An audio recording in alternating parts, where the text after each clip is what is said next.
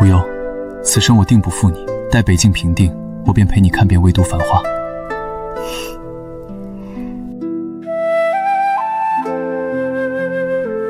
陆郎，等你凯旋归来，便能看见我们的孩子了。公主殿下，大事不好了！将军他和北境蛮族血战3日，力竭坠崖，尸骨无存啊！你说什么？再说一遍，陆音他怎么了？将军战死了！公主，陆将军战死了！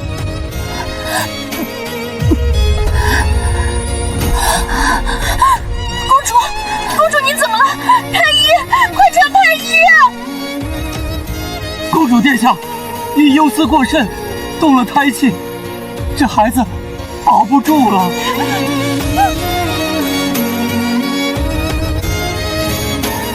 为了替陆音守住家门，我孤身入陆府，却不知我守的是一个彻头彻尾的骗局。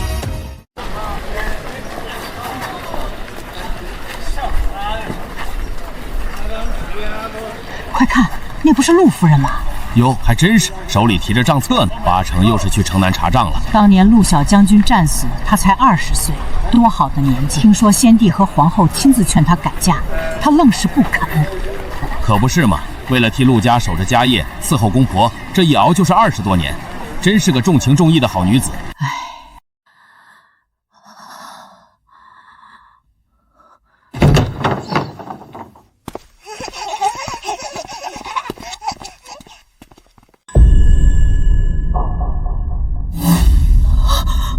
陆银，你没死！无忧，谢谢你。若不是你这痴情公主坐镇陆府，我和雨儿怎能隐居田园，儿女绕侯？姐姐最重情义，定会替我们安顿好后人，对吗？陆银，你不得好死！没有老茧，没有烫伤的疤痕，我回到了魏都。公主殿下可是做噩梦了？宁香，你还活着？公主胡说什么呢？宁香自然活得好好的。今年是何年？今年是元若6年。元若6年，旨意还没下，一切都还来得及。陆隐、梁宇，上一世魏无双是你们这对糟男女的过墙梯，这一世魏无双要陆隐遗臭万年。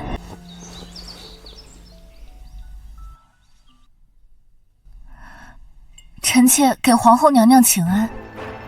听闻陆银回了魏都，街道上不少世家贵女都挤在前头看陆银，陆老夫人估计要挑花眼了。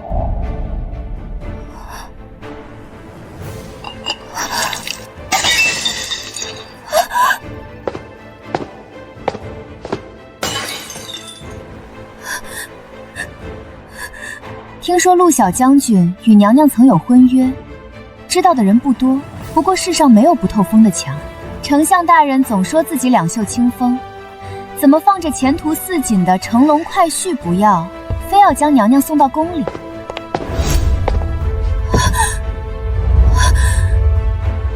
我与陆将军已是过去的事情。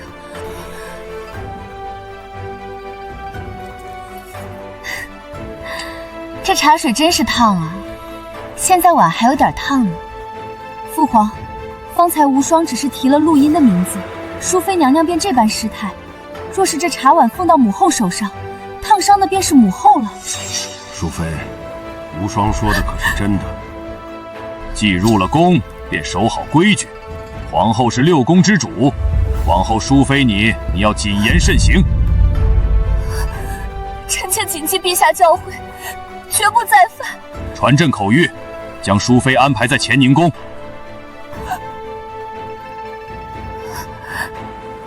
多谢陛下。公主，您今日为何对淑妃娘娘处处针对？您从前不是说她性子温柔，最是投缘吗？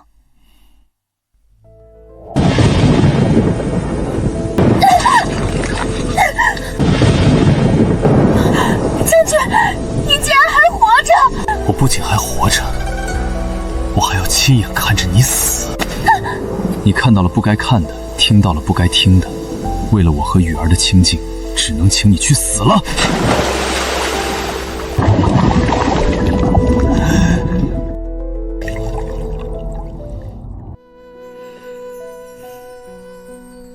宁香，你信命吗？信的。既然老天给我重活一回的机会，我便要牢牢握住。我要让魏都的人知道，我魏无双绝不是任人拿捏的傻子。陆银、梁宇，你们的戏该落幕了。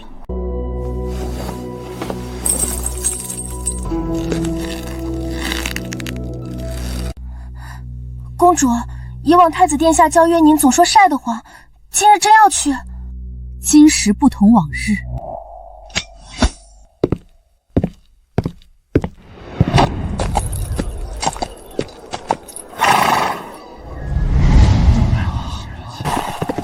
无双今日竟舍得下场了，平日里劝你，你连缰绳都不肯摸。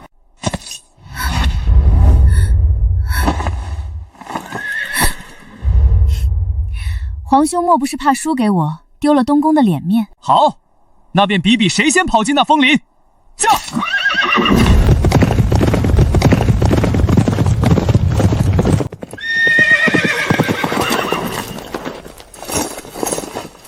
参见陛下。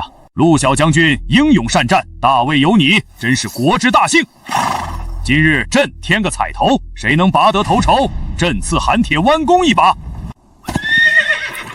姑爷下场凑个热闹。父皇，无双也想试试这韩铁弓的分量。无忧公主和我们这些个男人比赛，我们岂非胜之不武？诸位不必谦让，既有想要之物，我定是要拼命拿的。如果拿不到，那证明我还不够想。若是公主想要，臣可带着公主夺了那彩头，当做臣给公主的礼物。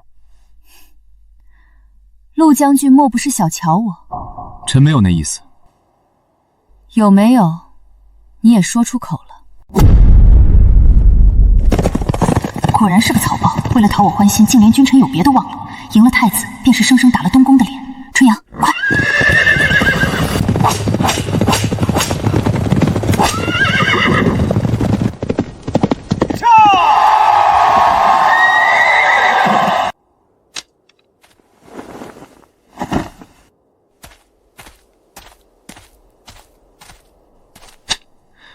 多谢皇妹，全了哥哥的面子。臣刚才多有得罪，陆小将军不必见怪。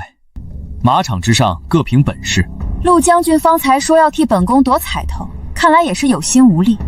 有些东西不是你想拿就能拿的，尤其是不属于你的东西。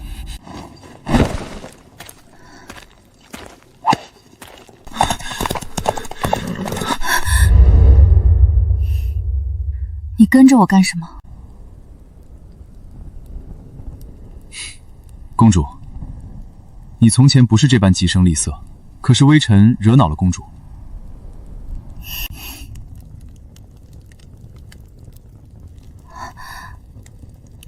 哼，本公主对一个人如何，难道还要向你解释？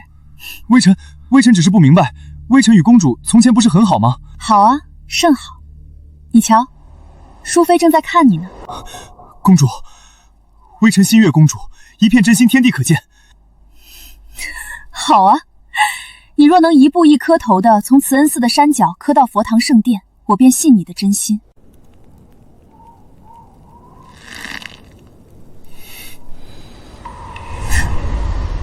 还需要权衡利弊的真心，本公主不稀罕。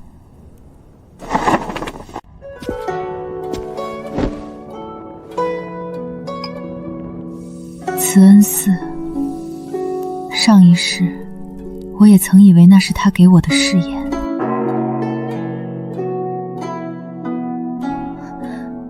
你许的什么愿？愿得一心人，白首不相离。纵使有磨难，我也不怕。当时我以为他的祝愿皆是为我，甚至红了一张脸，却不料三人之中的确有2个人心意相通。我像个被玩弄的傻子，竟看不透他们在我眼皮子底下眉来眼去。3个人的局，2个人的情，这一世我会让你们求生不得，求死不能。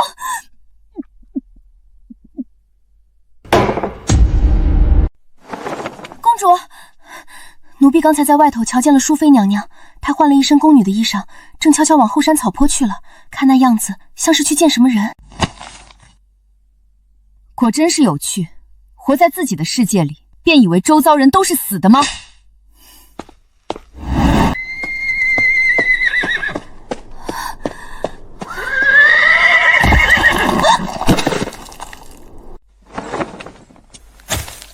公主殿下，您怎么来了？淑妃娘娘，这是要去哪儿啊？我只是想看看星星。穿上宫女的衣服，跑到没人的地方，一个人看星星。穿上宫女的衣服，跑到没人的地方，一个人看星星。公主，我不看了，我不看了。淑妃娘娘如今在宫里风光无敌，父皇又恩宠有加，论理你还是我的母妃，长辈的心愿，我这做晚辈的自然要满足。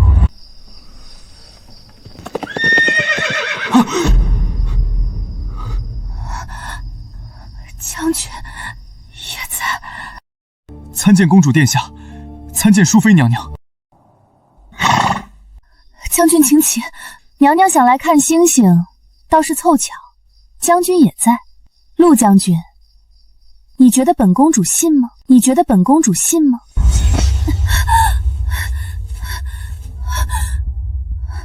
公主，不是你想的那样，我们真的是凑巧。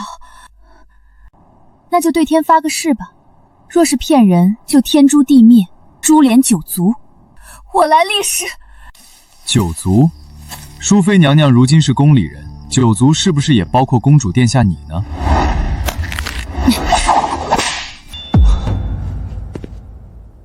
才当了2天妃子，就忘了自己是怎么进宫的，要我讲出来吗？说我骗了公主，便天诛地灭。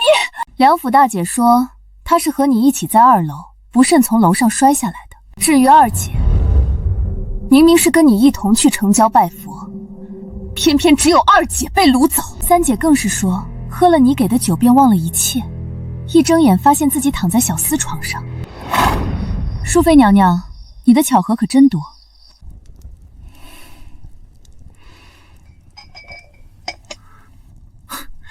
你这小丫头，葫芦里卖着什么药？怎么突然让我派人去草坡附近接人？皇兄，若是有别有用心之人，想娶了我达成自己的目的，最后却只是利用我一场，你觉得我应该怎么办？你说的是陆银？你觉得我应该怎么办？你说的是陆银？果然，什么都瞒不过皇兄的眼睛。无双，你向来是机灵的，不必和皇兄兜圈子，有话便直说。我只有你一个妹妹。这人若是从我这里达不到目的，放眼整个宫中，能让他达到目的的只有皇兄一人。借口去东宫议事，照样也能在宫里自由通行。你是在说陆银和淑妃有问题？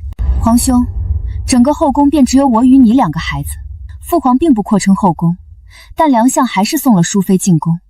淑妃在梁府怕也是用了手段才进来的。若是淑妃诞下皇子，你觉得梁府会如何？陆府又会如何？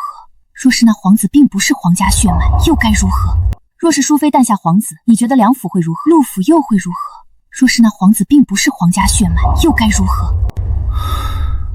无双，为何你会思虑这般多？哥，前朝后宫牵扯颇多，我只是不想你也被算计。我知道了，哥哥只希望你能一直无忧，不想你也懂这些肮脏的事。启禀殿下，陆小将军在帐外请见。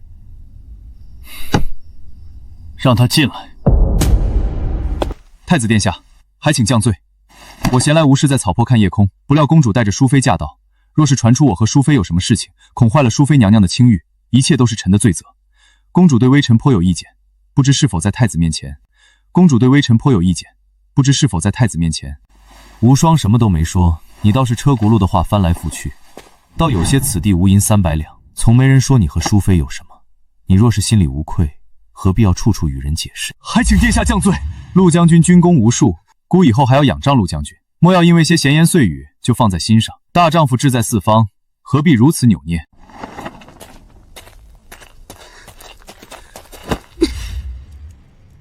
公主，我不知你为何如此，明明先前你也是中意我的。这是我们陆家的传家宝，是我母亲给未来儿媳的东西，我是真的心悦于你。陆银，你莫不是昏了头？公主，你先前也说过你心悦于我的，莫要闹小脾气了。我们还有很长很远的一生。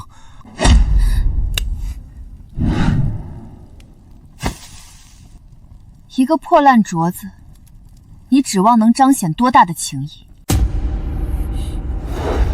你若是不喜，大可还给我，何必这般羞辱于我？听闻淑妃的珠宝匣子里有一个一模一样的镯子，你方才送我的成色比那个稍显不足，想来是费了许多功夫去找到那只吧。你只以为我是整日居在宫里没见过世面的公主，但你也不好好想想，我出身皇家，什么珍宝没见过？怎么，在陆将军眼里，我堂堂大魏公主只配得上一个赝品？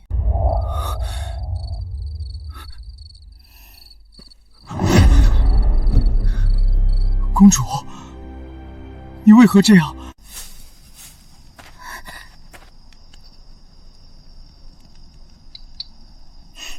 你们男人似乎总是用一些莫须有的东西来给女子强加一些枷锁。你说这镯子能代表你的真心，还说是代代相传的宝物，在我看来，不过是一代又一代的女子被这镯子给拴在陆府的府邸里罢了。用一个镯子来骗一个女子的真心，倒是稳赚不赔的买卖。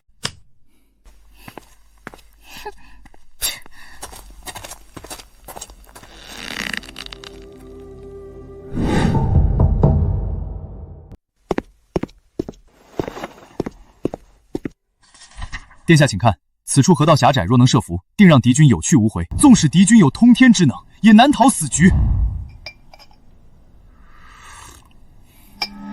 果然，在我这里碰壁后，陆银便将方向放在了太子哥哥身上，但他不知道，我和太子早早的便和父皇说过其中的厉害。父皇，陆小将军近日频频出入东宫，已有半月未曾到御书房奏事。儿臣也觉不妥，他手握兵权，却与东宫过于亲密，朝野已有闲言。朕知道了。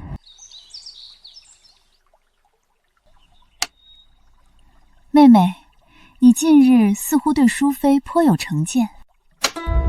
嫂嫂，淑妃是父皇的妃子，若是有人利用你和皇兄的婚后，在东宫的掩盖下暗度陈仓，只怕是要给东宫抹黑。嫂嫂莫要忘了，你的夫君是未来的君主，你的孩子将来也会是。但若是淑妃诞下孩子，情则大不相同。这宫里不是只有明面上的刀枪。嫂嫂性子温和，我不得不为嫂嫂考虑。皇妹的意思是，有人想借腹生子，混淆皇室血脉。嫂嫂懂了，先前是嫂嫂糊涂了，竟引狼入室。皇嫂明白就好，这棋局咱们还没下完呢。陆将军，今日父皇政务繁忙，特命你留宿东宫，与姑彻夜长谈。谢太子殿下恩典。听说了吗？淑妃娘娘入宫这些时日，今日才是第一次侍寝，可不是吗？听说淑妃小娘的院子昨儿个走水烧了干净，陛下一直宠爱皇后娘娘，宫里多少年都没有其他妃子，如今梁府送她入宫，定是有本事的，这是急着爬床找靠山呢。太子殿下，臣内急。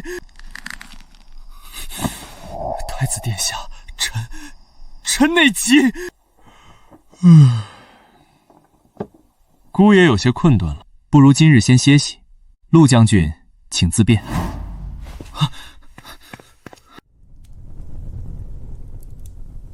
鱼儿咬钩了。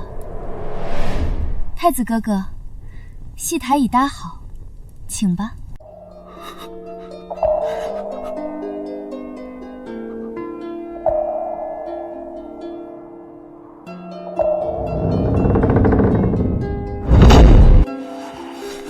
鱼儿，不，你答应过我的，你答应要为我守身如玉的。鱼儿，不，你答应过我的，你答应要为我守身如玉的。陆银亲眼见到淑妃侍寝，无双，你猜她的下一步是什么？父皇今日住在母族宫里，承天殿父皇根本不会踏足。淑妃小娘的屋子被烧了个干净，淑妃想要保护小娘，自然要拼命往上爬。她好不容易下定决心侍寝，却连父皇的面都见不到，而把他当心头宝的男人，如今就在承天殿外看着。无论他今日侍寝与否，他们心中的这根刺已然种下。他们整日在我们眼皮子底下谈情说爱，只把我们皇家儿女当傻子。哼，自作聪明，可笑至极。至于陆银，有勇无谋，草包一个，他抵挡不了皇权滔滔，便只能通过其他法子带走淑妃了。臣辞别太子殿下。陆将军昨夜没睡好，怎么瞧着精神这般差？臣认床，多谢殿下关心。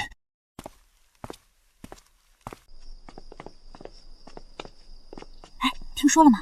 昨晚淑妃娘娘好不容易侍寝，结果陛下根本没去承天阁。真的假的？那陛下去哪儿了？还能去哪儿？照旧留宿皇后娘娘那儿呗，彻夜都没挪地方。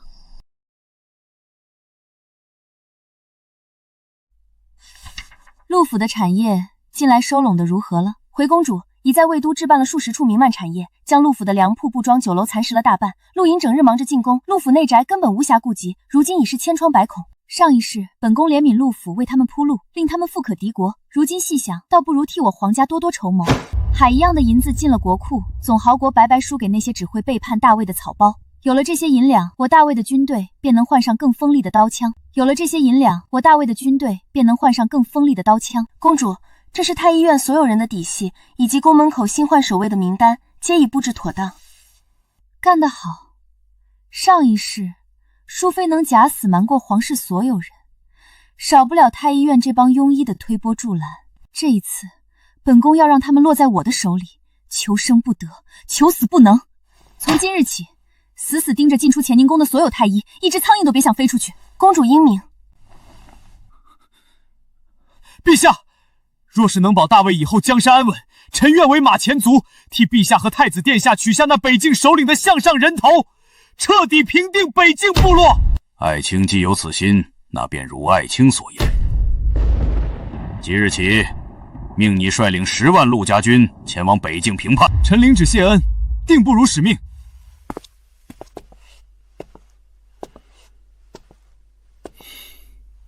这一世，他果然还如从前一般，连请缨的借口都一字不差。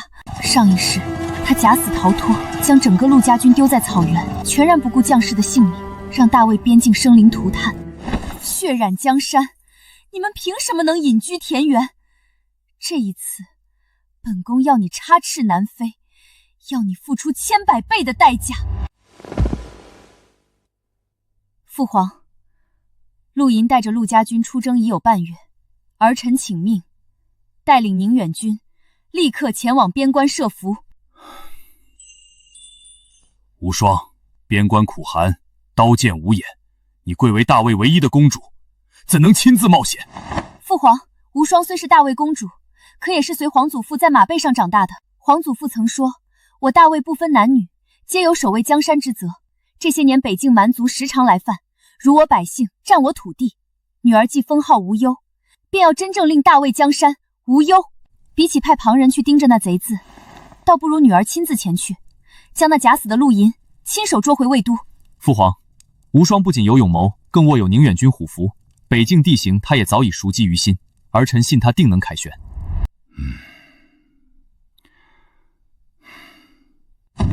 好，不愧是我大魏的公主。准奏，万望平安归来。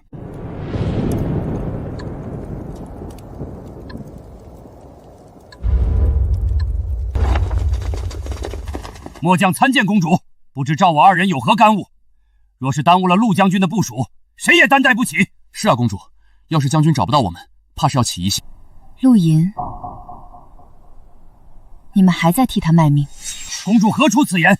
陆将军是我陆家军的主帅，我等自然要听将军号令。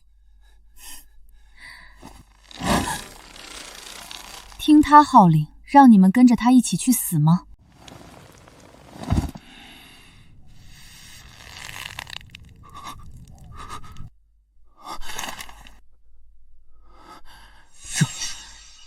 这确是将军的字迹，还有他的私印。可这信上写的，怎么会？怎么不会？这就是你们敬恩爱的陆大将军亲笔写下的后路。待我明日诈败于西陵谷，便会趁乱假死脱身。你二人只需按兵不动，对外宣称我已战死沙场。太子速来念旧，定会照拂陆府。淑妃娘娘那边，太子妃与她交好，定会照拂其母，无需担忧。听到了吗？这就是你们的陆大将军，为了和淑妃私奔，竟要抛弃你们这些出生入死的兄弟！不可能，将军不是这样的人，他平日里待我们亲如兄弟，怎么会抛弃我们？一定是假的，这信一定是假的，伪造。陆音的字迹和私印，你们比我更清楚。你们以为他会记得你们的功劳吗？他只会带着他的心上人，过着神仙眷侣的日子。那我们该怎么办？将军已经带着先锋部队去了西陵谷，明日就要动手了。国有国法，军有军规，陆营临阵脱逃，罪该万死。本宫手持陛下亲赐虎符，今日起接管陆家军全部兵权。你们跟着陆营出生入死，劳苦功高，本宫不想杀你们，但若有人敢通风报信，本宫定会用军法处置。你们好好想想，是跟着陆营去送死，还是跟着本bình静建功立业？我们愿听凭公主差遣，赴汤蹈火，在所不辞。好，既然你们愿意跟着本宫，本宫定不会亏待你们。明日我们就去西陵谷生擒陆银。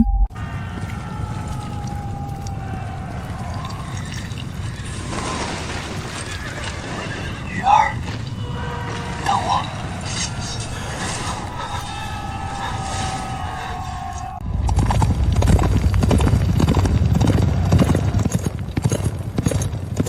宁远军随我杀，救陆家军弟兄！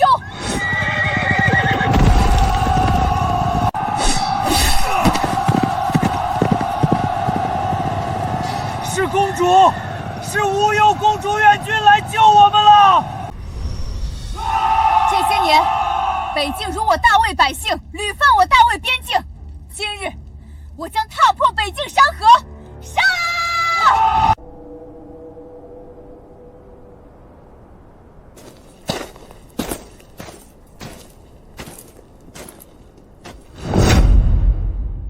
怎么，陆大将军不是已经壮烈战死了吗？如今像条死狗一样从山洞里被拖出来，倒像是诈了尸了。你早就知道了这一切。知道什么？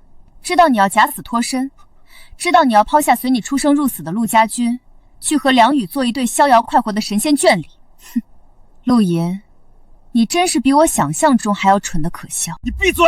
你根本什么都不懂。你这种高高在上的公主，懂什么叫真情？我还知道，等你这边战死的消息一传回京城，宫里的淑妃便会择时病逝，棺木一抬，白绫一挂，用你那点肮脏钱买通太医院，便能神不知鬼不觉地诈死出宫。只是你有没有想过，若那棺木的钉子钉得太早，你心爱的梁宇会不会在里头被活活闷死？魏无双，你这个心狠手辣的毒妇！你若是敢动他一根头发，我做鬼也绝不会放过你！毒妇，你这种人渣也配这样说我？你借驸马身份私通淑妃，图谋假死，这是死罪。身为将军，弃三军于不顾，更是罪无可赦。你所谓情爱，皆是将士尸骨换来，这从来不是深情，只是你极致的私心。无双，无双，我错了，我只是一时糊涂，我从来没想过要害你，也没想害将士们。求求你，求你别动梁宇。将他严密押送回京，日夜看守。我要让他睁着眼睛回去，一字甲做下的一件件的倾诉。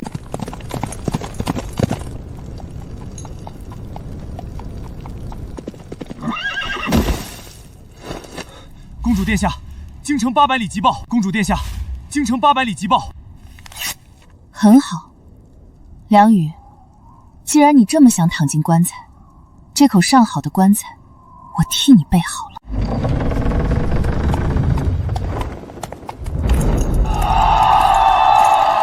无忧公主千岁！儿臣幸不辱命，平定北境。无双，北境既平，陆隐与淑妃之事也该有个了断了。儿臣遵旨。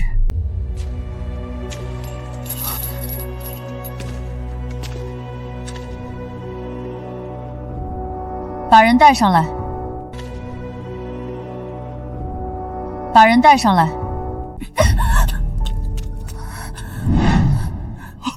呀！陆隐，真是情深意重，一个准备假死，一个准备假墓。若不是我拦着，怕是真叫你们成了神仙眷侣，公主殿下，臣妾不明白您在说什么。梁府3个嫡女，一个摔断腿，一个失了身，一个在城郊被掳。梁宇，到底是你命好，还是你手黑？不是我没有。你若没有，怎会一边吊着我，一边哄着她，把所有人都当傻子？是我又如何？他们生来的就是嫡女，我和我娘算什么？我若不争，只能被发卖。凭什么他们能选，我就不能抢？魏无双，你高高在上，怎么会懂他的苦？他若不狠，早就死在梁府后宅了。你们皇家的人哪里知道什么叫活路？活路，所以他的活路是毁了旁人的活路，你的活路是拿10万将士和皇室体面铺路。你们不是可怜，你们是贪，既要权势，又要情分，还要所有人成全你们。那又如何？要杀便杀！你若不是公主，你有什么资格在这里审我们？可惜，我就是公主。今日到了还债的时候了。魏无双，你敢动我一根手指，陆家军不会放过你！陆家军？你还有脸提陆家军？你以为还有谁会为你这个叛徒卖命？不过让你们就这么死了，太便宜你们了。死了你们还能在地下做一对亡命鸳鸯，我偏不。从今日起，陆银迁往城西别院，梁宇迁往城东小院。2座院子只隔一条街，站在院墙上，甚至能看到对方屋顶的垂烟。高墙深锁，重兵把守，你们衣食无忧，绫罗绸缎，山珍海味，我一样都不会少给你们。只有一样，终生不得踏出院门半步。不可以，魏无双，你不能对我是陛下亲封的淑妃，你不能。淑妃，从你私通的那一刻起，你就不是了；从你为了私奔不惜假死欺君的那一刻起，你就已经死了。对外，淑妃梁宇染疾暴毙，举国哀悼；镇北将军陆银战死沙场，追封忠勇侯。你们会得到想要的所有哀荣，史书上会留下你们贞洁烈女、忠君报国的美名。对内，我会告诉陆银，梁宇悲痛欲绝，自缢殉情了；我也会告诉梁宇，陆银不堪受辱，撞墙而死了。魏无双，你这个疯子！你们不是情深似海，愿意放弃一切吗？那便守着这份情，一日日熬着灿着，守着对方的消息，守着这华丽的牢笼，直到老死。你会在深夜惊醒，以为听见了他的哭声，却只能对着他撞着，比死了更痛苦。魏无双，你这个毒妇，你有种杀了我，杀了我！你不是最爱梁宇吗？那就活着想他吧。恩怨既清，那我这重来一世的人生，接下来又该去向哪里？公主，夜深了，当心着凉。凝香，你有没有觉得这魏都的路太小了些？只要是公主想走的路，无论大小，凝香都陪着您。无双，你如今大仇已报，也该想想自己的终身了。这几位都是品貌端正的才俊，你若不喜欢这些，朕再替你寻，总归得有人护着你才行。父皇母后，女儿不需要驸马。你只是受了情疮，不必因陆银便断了后半生的念想啊！不是因他，是我终于明白，我这一生不该记在男人身上。我是大魏公主平北境，查民生。我若困在后宅，才是辜负这一世。公主尊贵，越是如此，越该以婚事安宗室，稳人心。女子再有才，也当以夫家为归处，怎可抛头露面？归处，本宫的归处是大魏山河。归处，本宫的归处是大魏山河。你们总说女子该依附男子，可北境一战，替大魏保边境的是谁？若本宫有此本事，还要把自己后半生交给一个男人评判，那才真是天大的笑话。此事不必在意，无忧之意便是朕之意。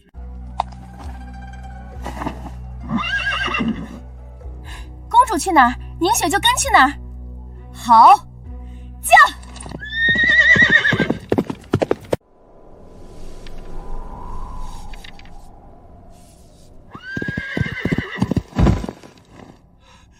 请长公主即刻回京。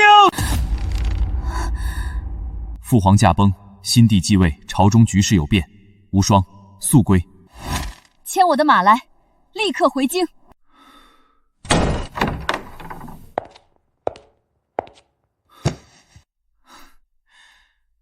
你总算回来了。先看这些，我名下商号、船队、布庄，以及西域数条商县10年来的所有收益，尽数归入国库。无双，你可知这是多少银子？正银知道，才更该给大魏。国库亏空，你初登基，最怕人心不稳。此外，臣妹请陛下轻徭薄赋，西北3州大旱，南境商税征法再不改，民必生乱。好，有你在，朕便能稳。女子私产并入国库，已是不妥。如今他竟上书议税论政，这成何体统？后宫不得干政，此乃祖制。品姬私臣，必乱天下啊！此乃祖制。品姬私臣，必乱天下啊！哼，诸位大人的意思是，本宫赚的银子能救国，本宫的人却不能议政。朝政是男人的事，公主纵有功，也不能坏了纲常。男人的事。北境平叛，本宫提刀斩首领的时候，诸位在哪儿？本宫10年通西域，查民生，攒下能填满国库的家底时，诸位又在哪儿？享太平时，女子该退；缺银子时，女子该出。到了论功论策的时候，女子又该闭嘴。天底下的好事倒全让你们占尽了。你这是要坏了祖宗纲常！坏纲常？本宫原还想温和些来。既然说本宫干政，那本宫今日就干到底。既然说本宫干政，那本宫今日就干到底。荒唐，实在荒唐！女子识字已是僭越，如今竟还要开女学、许女商、准女子立契。公主殿下，这是要把大魏几百年的祖宗法度一朝尽毁吗？说完了，你们一口一个祖宗法度、纲常礼教，本宫倒想问问，你们的礼教可曾替大魏守住1寸国土？可曾替陛下变出1粒粮、1两银？如今本宫拿出银子，诸位收得痛快，本宫提出法子，却说本宫越了界。公主妖言惑众，哄断朝纲。若陛下准了这等恶例，老臣便撞死在这殿柱之上，以死明志。大人有这般风骨，怎么当年北境告急，不去撞蛮族的刀，偏在这殿上用自己的命来恐吓陛下？你放肆！拿死剑要挟，仗的不是忠心，是陛下仁慈。够了！传朕旨意，京中设女学，教识字律历，准女子开铺立契，开副榜，则可用之才。臣妹带天下女子，谢陛下开路。不是朕替他们开路，是你走出来的路，朕替你守住。殿下，我们这样的人也能进去读书吗？当然能，只要你想学，这门便永远开着。契书已成，从今往后，这铺子便在你名下了。我也能有自己的铺子，我也能有自己的铺子。为什么不能？这铺子是你盘下来的，账是你算的，货是你看的，人是你雇的。若这都不算你的，那算谁的？你们来这里不是为了学着更好的伺候谁，也不是为了嫁个好人家。你们先要学会的是认字、懂法，是知道自己是谁，该如何活。从前世道教你们认命，从今以后，本宫教你们认字、认路，也认自己。启禀陛下，公主殿下新政推行后的首月，税收较往年同期增了50%有余，且账册清楚，无一笔错漏。户部不是最会算账吗？如今数字摆在眼前，可还觉得女子做不了生意？数字不会骗人，只是从前有些人不肯睁眼看而已。殿下，宁远军急报，军中查出1名隐瞒女儿身的士兵，朝中老臣联名请旨，要求严惩，借机封死女子从军之路。他们果然还是不肯死心。备马，本宫倒要亲自去看看这条替天下女子打开的生路，谁敢给我再堵回去？宁远军士族陈妻，实为女身，隐瞒身份，坏军纪，乱军法，奉旨斩首，以儆效尤。时辰已到，斩！本宫看谁敢！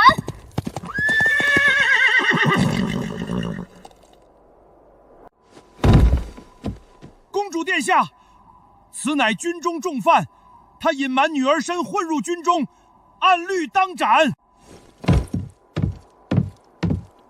按律？他是杀人了，还是叛国了？他坏军纪，乱纲常啊！殿下，几位大人已联名上书，若不斩他，难以服众。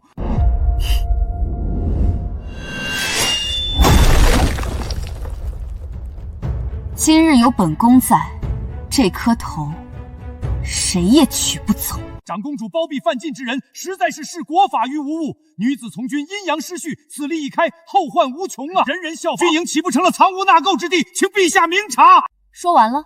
殿下纵有滔天军功，也不能坏了祖宗规矩。祖宗规矩？皇祖父曾说，大魏儿女皆可护我河山，怎么到你们嘴里就只剩男人能护，女子只能在后宅等死？先帝旧言，岂可曲解？曲解的是你们。本宫当年在北境亲手斩杀蛮族首领，你们说女子不能从军，那本宫这军功算什么？是个笑话？还是你们这些年想的太平是假的？他隐瞒身份，是因家中男丁死绝。他想活，想护城。他不是有罪，是被这些规矩逼到了绝路。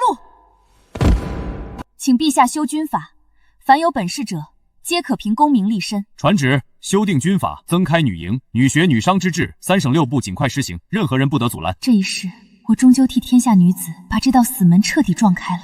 陆隐死的那年秋天，梁宇也死了。我命人将他们一个葬在天南，一个葬在海北。他们处心积虑想要生生世世，我偏要他们黄泉不见。